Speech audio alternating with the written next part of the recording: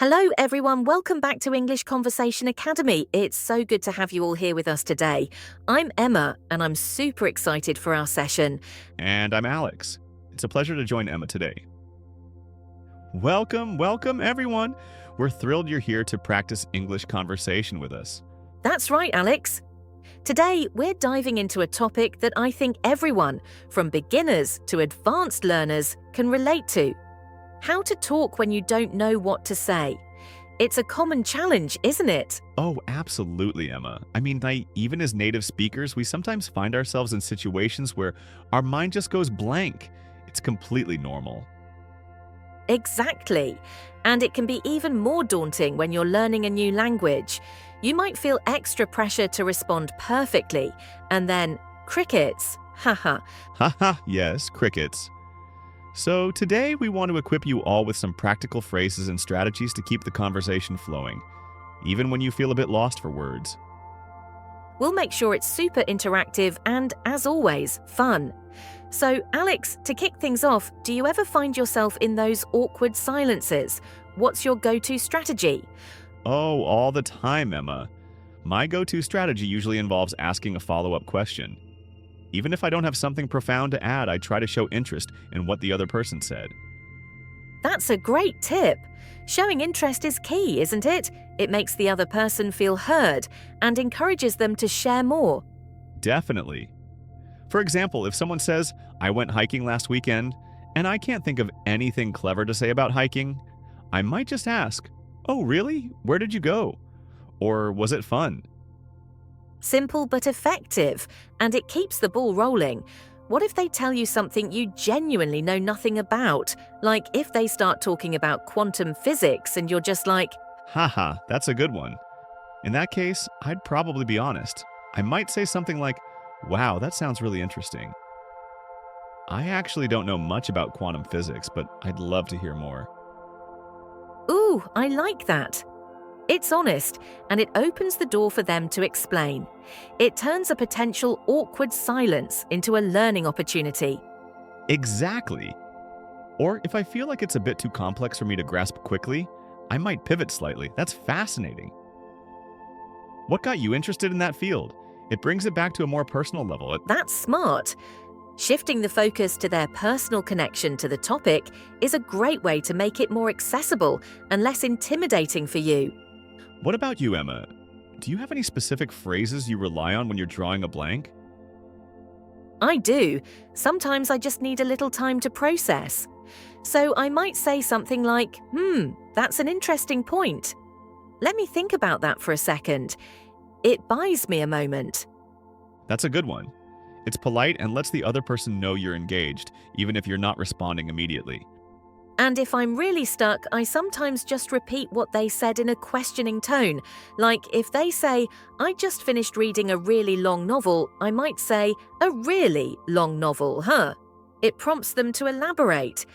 Oh, I do that too. It's like a verbal echo, and it often encourages them to add more details. It's almost like you're saying, "Tell me more," without actually saying it. Exactly. It's subtle but effective.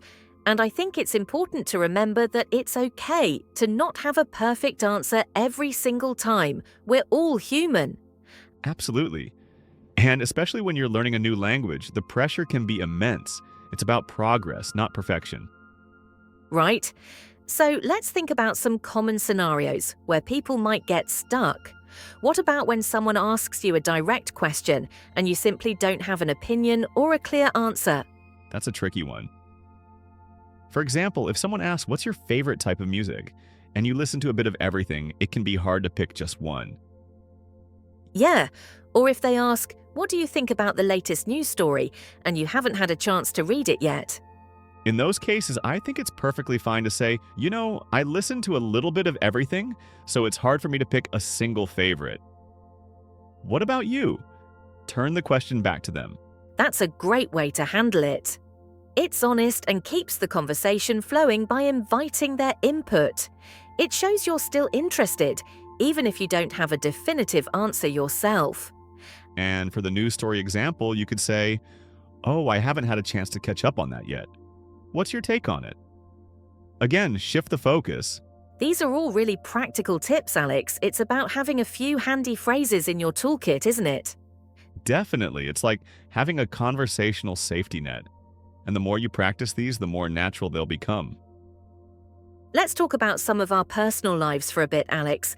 What's something interesting you've been up to lately outside of work? Hmm, let's see. Well, my niece just started playing soccer, and it's been quite entertaining going to her games. She's only 6, so it's more about chasing butterflies than the ball sometimes. Oh, that's adorable. She sounds like she's having a blast. Do you play any sports yourself, or are you more of a spectator these days? Mostly a spectator these days, especially with my niece's games, but I used to play a bit of tennis in college. Not very well, I might add, but it was fun. What about you, Emma?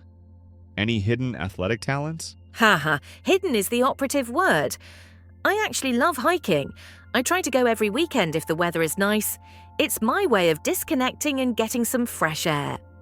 Oh, wow, that's great. Do you have a favorite trail or a favorite spot you like to go hiking? I do. There's a beautiful national park about an hour from my place with some really scenic trails. There's one particular trail that goes past a waterfall, and it's just breathtaking. I always feel so refreshed afterward. That sounds amazing, Emma. A waterfall trail? Wow, I haven't been hiking in ages. Maybe I should pick it up again. What do you usually do to relax after a long hike?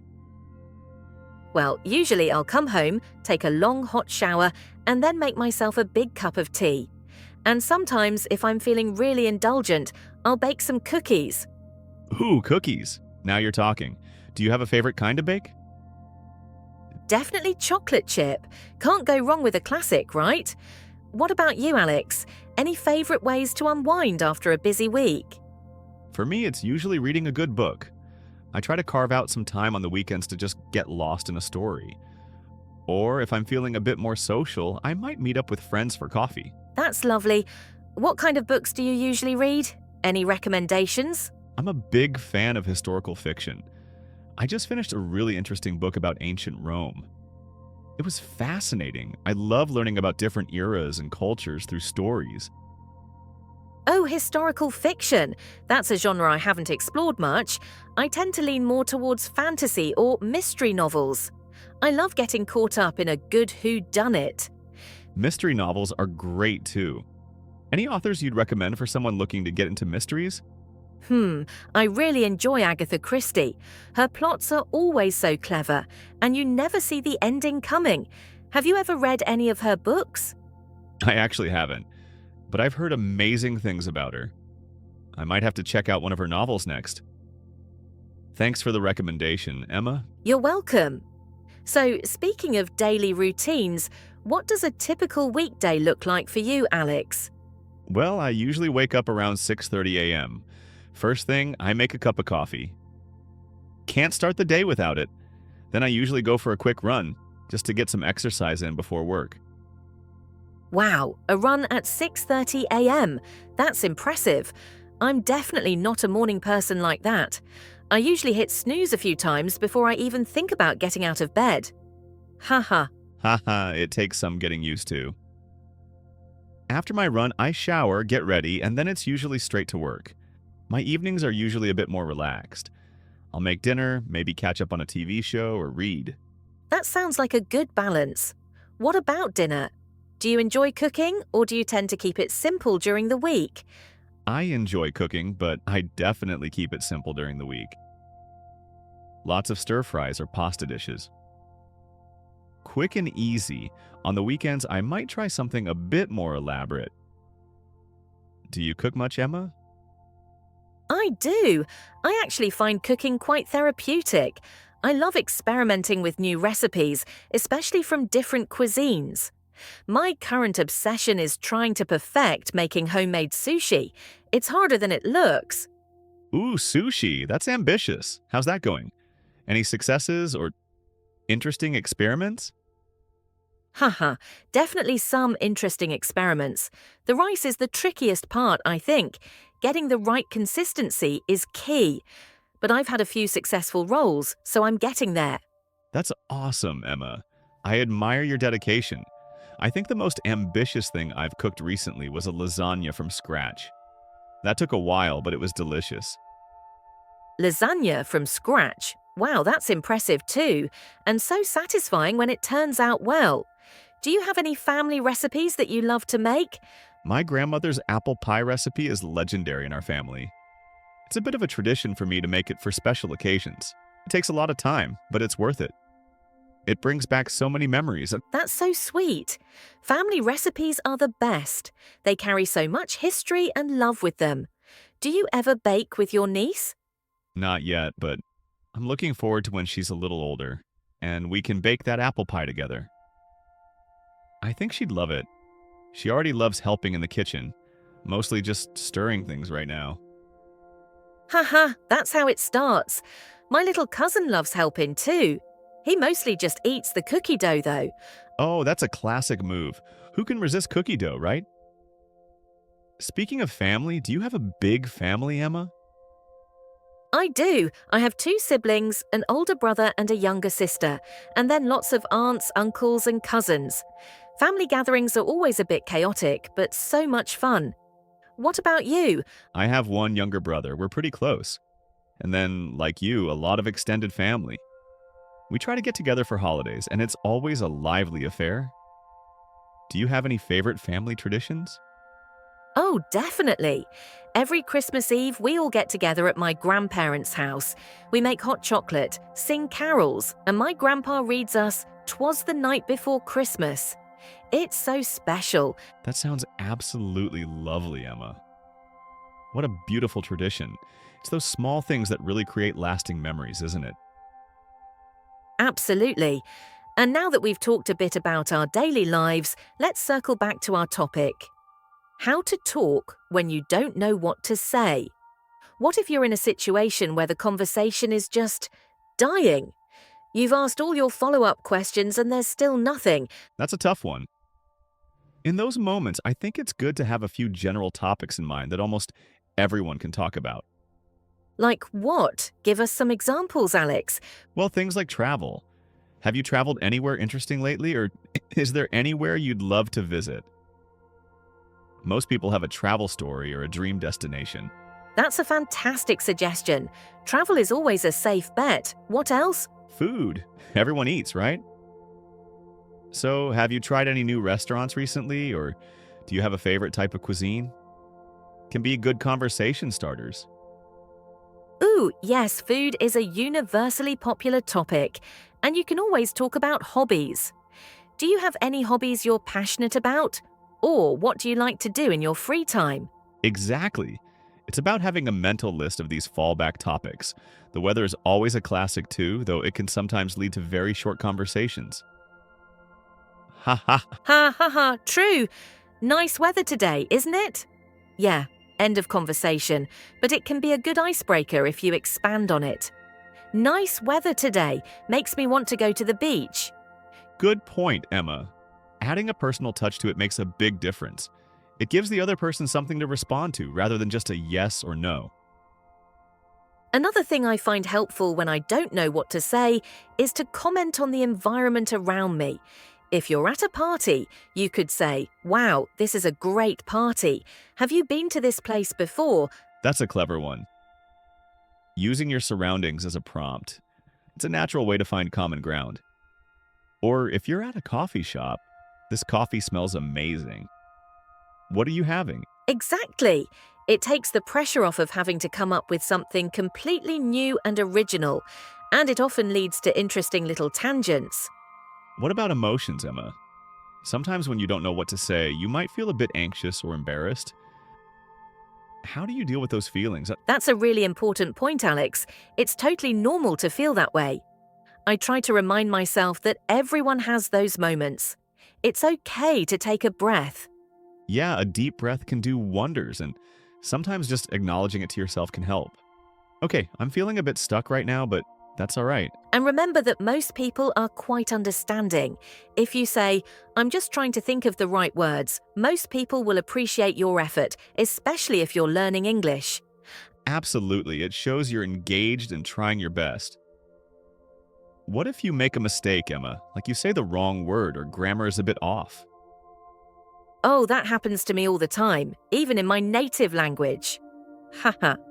I think the best thing to do is just laugh it off. Oops, I meant to say X, not Y. Yes, humor is a great tool. It lightens the mood and shows that you're not taking yourself too seriously. And most people won't even notice, or they'll appreciate your effort. Exactly. And for our viewers learning English, it's crucial to remember that making mistakes is a natural part of the learning process. Don't let the fear of making a mistake stop you from speaking. That's so true, Emma. Every mistake is an opportunity to learn. What about asking open-ended questions versus closed-ended questions? How does that play into not knowing what to say? Oh, that's a fantastic point. Open-ended questions are your best friends when you want to keep the conversation going. Closed-ended questions like, "Did you have a good day?" often lead to a simple yes or no. Right. And then you're back to square one, trying to think of what to say next. So instead of, "Did you enjoy your vacation?" try, "What was the most memorable part of your vacation?" Perfect example. That invites a much more detailed response and gives you more to work with. Or instead of, "Do you like this movie?" ask, "What do you think about this movie?"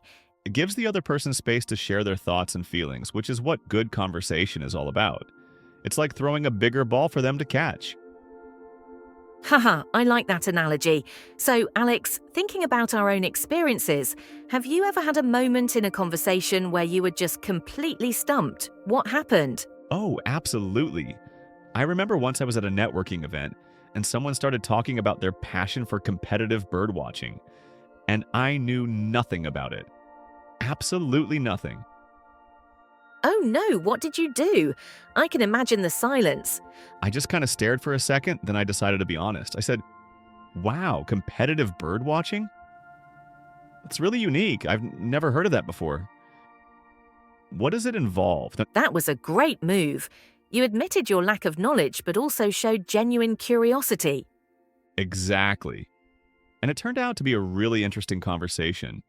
They explained all about it, and I learned something new.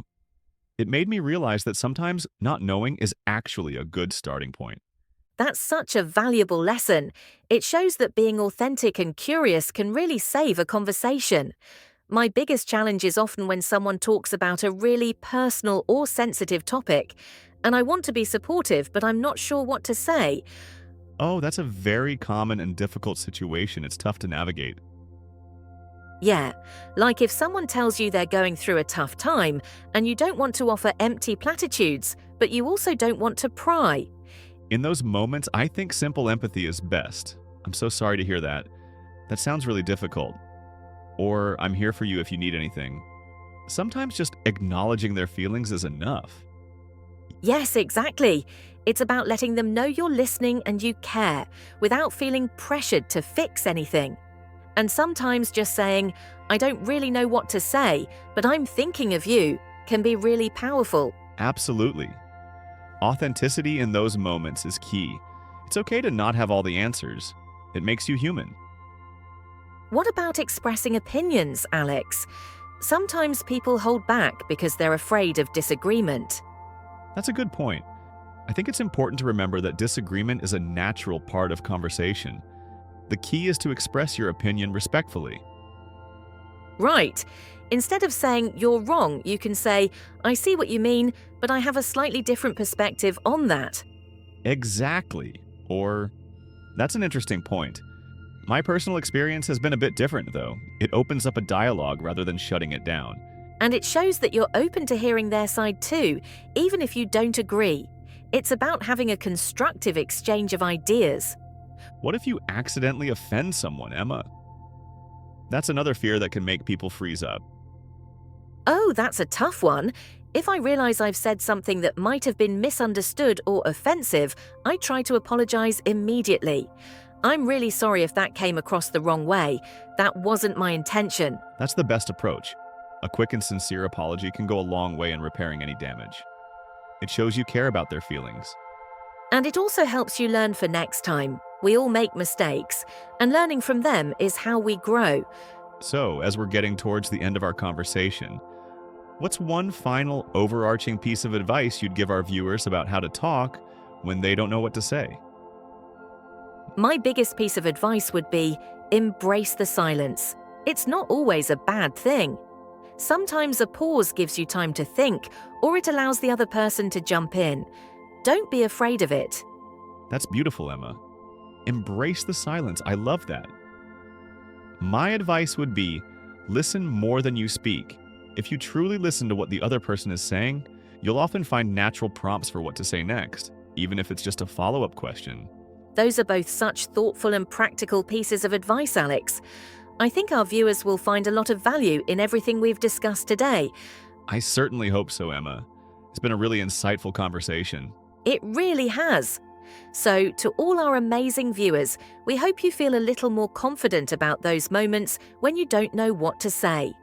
Remember, practice makes perfect. Keep practicing, keep listening, and don't be afraid to try out some of these phrases. You've got this. Thank you so much for joining us today on English Conversation Academy. We always love having you. We look forward to seeing you in our next video. Take care, everyone. Bye for now. Goodbye.